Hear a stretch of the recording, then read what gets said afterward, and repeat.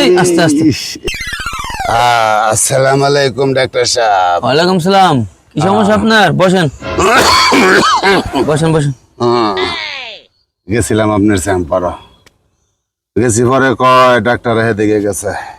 এই যে মাত্র আমি বসলাম আর কি। শরীরটা ভালো না ডাক্তার সাহেব। গতকালকা হুম 4-5 কেজি তেলের পিঠা বানাইছিল। তেলের পিঠাটি খাওয়ার পরে তুই এই আস্তে আস্তে। এই সমস্যা ডাক্তার আপনার সাহেব। পাতলা ভাই না? ও, ও, আমারে বালা 2-3টা ওষুধ দেন। আচ্ছা ওষুধ দিব মানে আপনার সারাদিনে বাথরুমে গেছেন কয়বার? বাথরুম তো ডাক্তার সাহেব মনে হয় সব মিলে 10-12 বার গেছিলাম। কয় কি?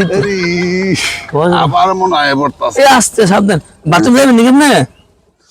পেটটা কামড় দা মসর দেয়। আচ্ছা আপনার ফাইখানা মানে কেমন? পাতলা ভাই না ডাক্তার সাহেব, এমন ফাতলা কইলে তো আর খাইলে পারতেন না। আরে এটা কোন কি হবে?